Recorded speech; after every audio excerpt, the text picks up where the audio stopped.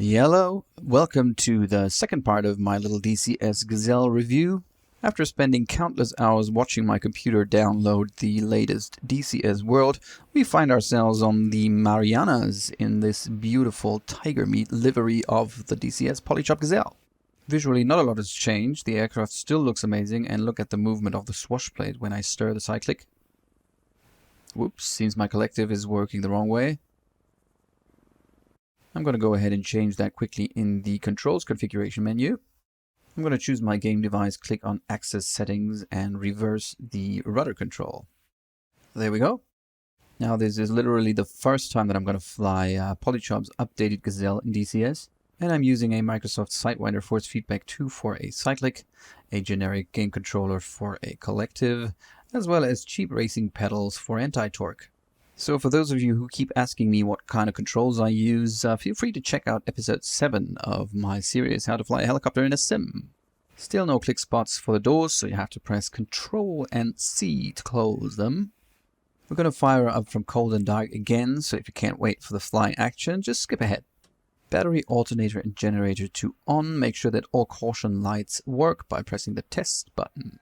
While testing the engine's status lights, I've noticed that they've added light indicators for the auto hover and heading align autopilot modes. The engine lights indicate whether the engine is starting, idling or blocked. I'm checking the operation of the overtorque warning and switch on the anti-collision lights. Now I'm really excited how this bird handles now that it's got updated.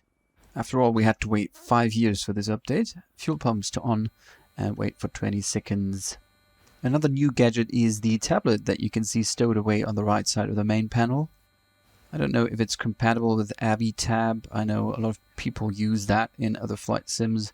I never did. I used the Reality XP GPS as a pop-out navigational tool.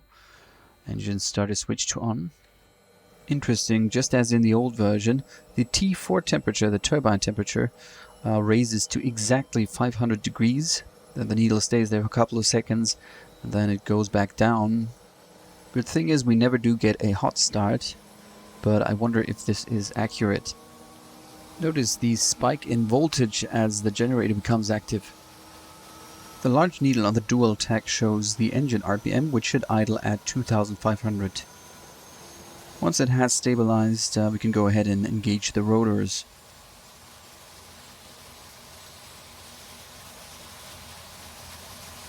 Rotor brake off and advance the yellow fuel lever slowly to the fully forward position.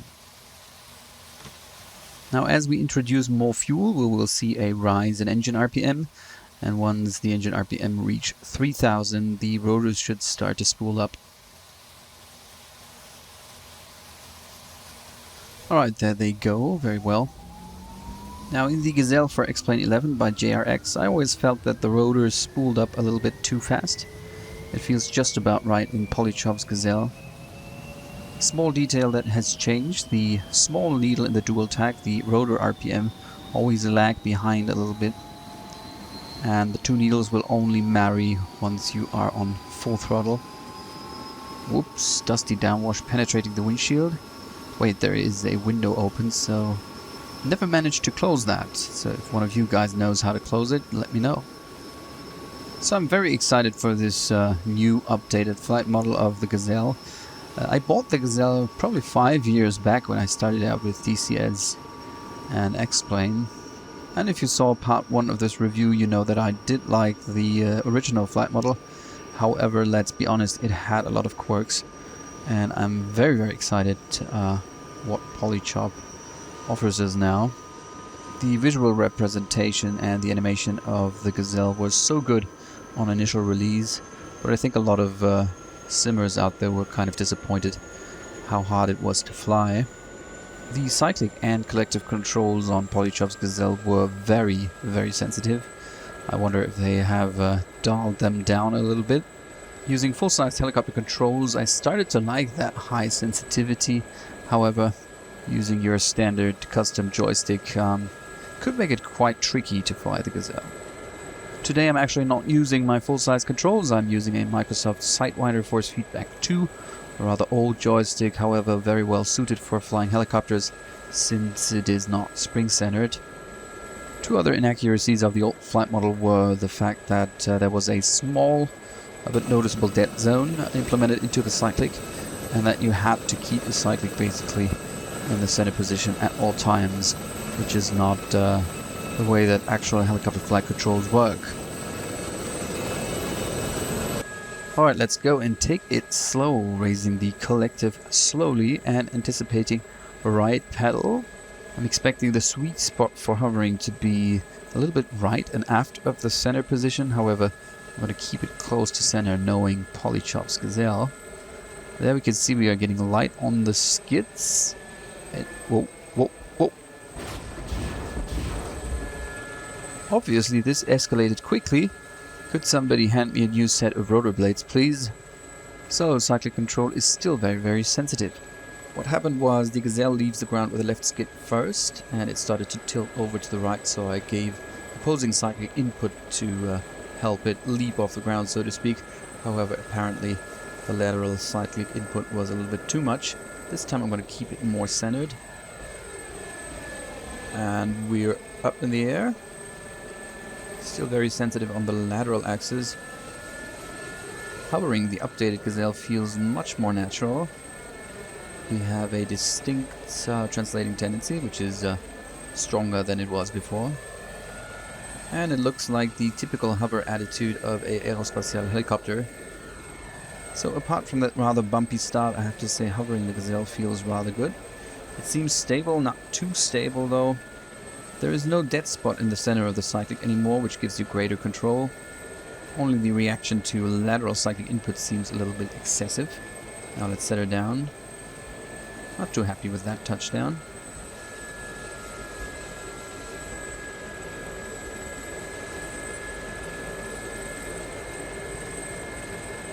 Alright, here we go again.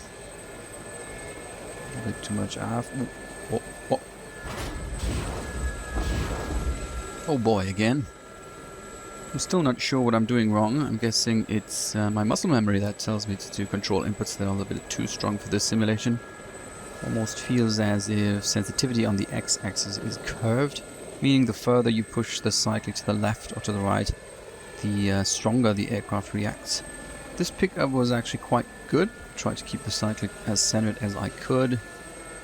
The hovering sweet spot by now is a little bit to the left and aft of center. Interesting. The aircraft quickly responds to collective inputs, so the delay that I was experiencing in the old flight model has gone. And so have the oscillations in altitude. I'm going to set her down by slowly but gradually reducing collective.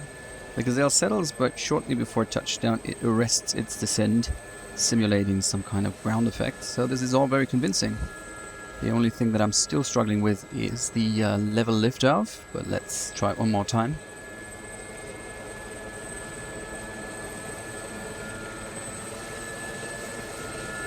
Yep, still alive and flying. Apparently the hovering sweet spot of the Gazelle in its current load status is left and aft of center.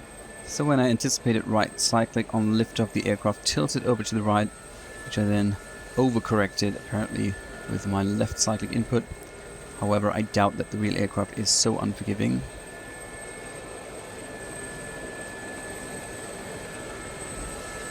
Now this was a touchdown that I liked.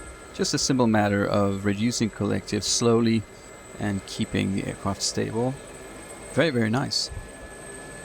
As far as hovering is concerned, I'm quite happy with this new flight model. The helicopter seems to behave similar to its closer relatives, such as the A-Star or the EC-120-130 type. Stay alert during pickup though, it doesn't seem to like the occasional yank on the cyclic too much.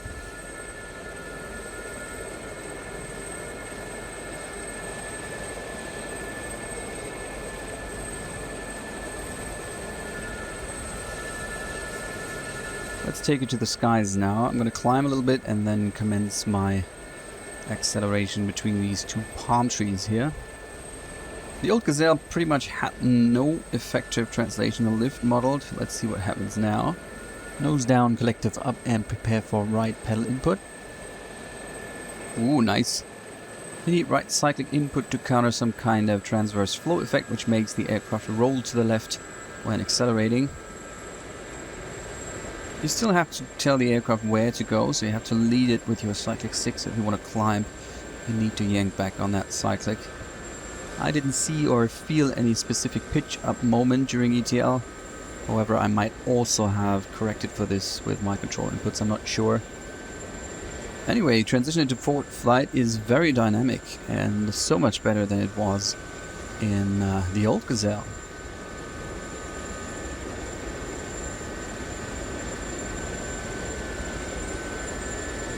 Very nice scenery, and if you're into island hopping, this might just be for you. However, probably a little bit exhausting with a helicopter flying long stretches over water, if you actually can make the distance.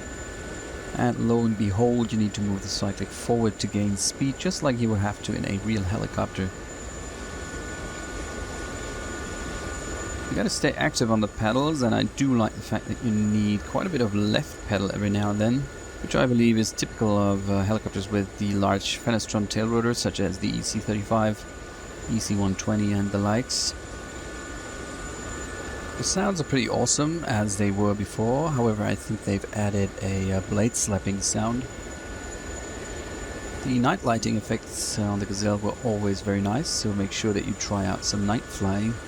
However, from the outside, the Gazelle seemed to be some kind of a black hole, being very dark and not reflecting any of the ambient light sources. I wonder if they changed that as well. Now let's check the maneuverability of the aircraft by doing some nap of the earth flying. However, beware of those power lines.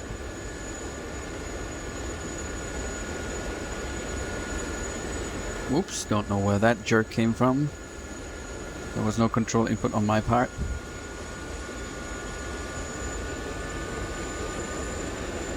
The aircraft is still extremely agile. At the same time, you do feel its inertia when you toss it around.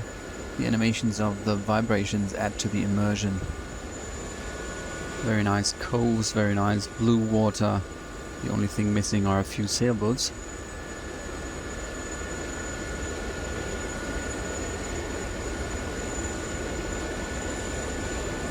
Yeah, and how about waves actually crashing on those cliffs down there? Probably in a few years from now. Flight sim geeks never stop demanding.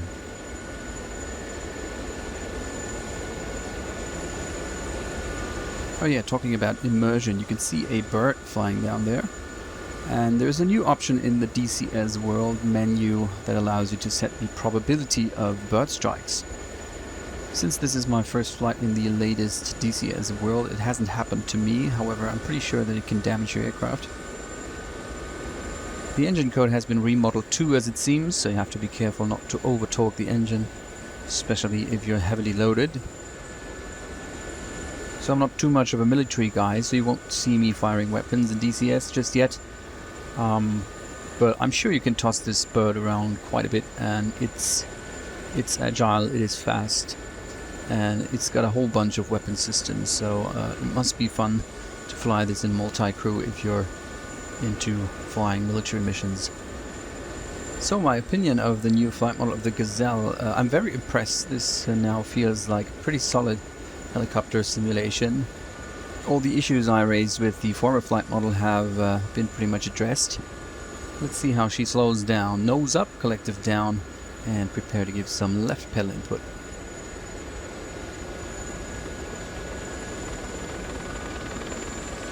Yep, deceleration is quick and easy. Seems natural. No prolonged floating. Nice sound of the blades slapping when you start to decelerate, and also nice animations of vibrations. So after a long wait, Polychop has finally made good on their promise and delivered a complete overhaul of the Gazelle's flight model, so that finally the flight physics of this helicopter match its extraordinary visual appearance. So a huge thumbs up for Polychop Simulations. This is a great bird, I love it. And I'm pretty excited for their Kaiwa, which I hope will come to DCS eventually. But judging from the experiences with the Gazelle, this just might take some time. I have deactivated the SAS channels for this flight. If you want to make use of the more advanced autopilot capabilities of the Gazelle, you will have to activate them. But even without the SAS, she is very flyable, even with small desktop controls like I'm using right now. So even though the old flight model taught me a lot in terms of making very, very small control inputs, I'm not gonna miss it too much. And as you saw on my initial pickup, you still have to be very careful with the cyclic, and this still is probably quite a bit exaggerated. Keep in mind that the Gazelle was also used as a flight trainer for ongoing military pilots, and if it was that unforgiving towards sudden cyclic inputs, there probably would have been quite a few hull losses during helicopter flying lessons. But naturally it also depends on the kind of hardware that you use. Again, I'm using a small desktop joystick, not spring-centered, which lets me control the helicopter just fine. However, certain movements that I make with the cyclic would translate differently if I was using my full-sized controls. Let's do a quick stop here.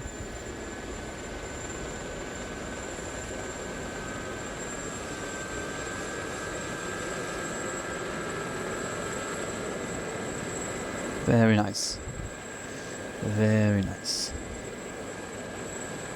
Now let's visit those bomberos. It looks like the airport's firefighting brigade. So the slower you fly, the more careful you have to be to not get into these lateral oscillations by over-controlling. So it might be a good idea, if you're using a small desktop joystick, to just dull down the saturation of the roll axis, maybe to, I don't know, 70% or something. Now this does not change the flight model or the behavior of the helicopter in any way. It just changes how your inputs on your physical hardware translate into the control inputs of the virtual helicopter.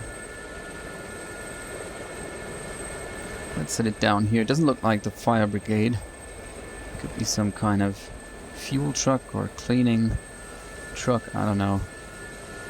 Now a good tip for hover practice is to focus your eyes on structures or objects that are quite a bit away from your helicopter, so you shouldn't focus too much on the ground beneath you or near you. Otherwise you get into pilot-induced oscillations, as is happening to me, because I'm very close to that structure and I just can't feel where the aircraft is because I'm not sitting in an actual helicopter. Not a good touchdown at all.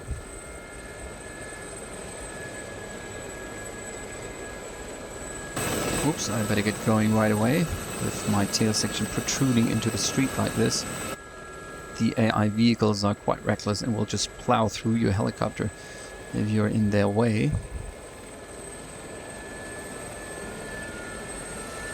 Still quite shaky. Yes, I'm guessing that it is me anticipating right cyclic input for liftoff, while the aircraft in its current load status requires left cyclic input. I'm gonna have to check if this is actually changing with your load status.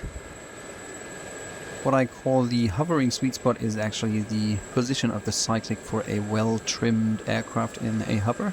So basically the cyclic position that you need to maintain in order for the helicopter to stay above a certain point. And that hovering sweet spot can change naturally with different load configurations, which have an effect on the aircraft's center of gravity. It can change with winds. You might have to push the cyclic into the wind to remain in stationary flight.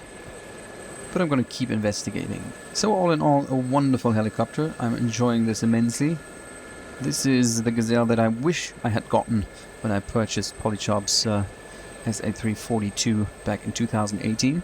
I had to wait a little bit longer, but well, as with all DCS modules, the update is free of charge for existing customers. So if you already own the Gazelle and have stopped using it because it felt too fidgety in flight, by all means get the update and try again. This is so much fun. So I hope you enjoyed this little review. Give the video a like and a thumbs up if you did. And I'm pretty interested to learn what you all think about Polychops' new Gazelle after the update. Let me know in the comments. Now for a touchdown, nice and gentle. Keep it steady and slowly but continually reduce collective. And then you should touch down. That's ground effect. And then through the ground effect. Well, there we go. Alright, you can hop off now while I keep flying. See you in the next video. Coming up is a review of the EC-130 for X-Plane 12. I'm going to take the Mi-24 Hind for a flight.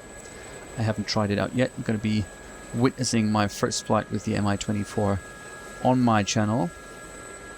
Even though I'm not that crazy about the helicopter flight model of MSFS, I do appreciate the simulator for its depiction of the outside world, which is just outstanding. And that's why it lends itself perfectly to do some serious VFR flying. So I'm going to do a few episodes about flying VFR without the use of a GPS, but with proper flight planning. So I'm going to finally shut up now, and I will explore this beautiful island with this equally beautiful helicopter. So thanks for watching, and I'll see you around next time.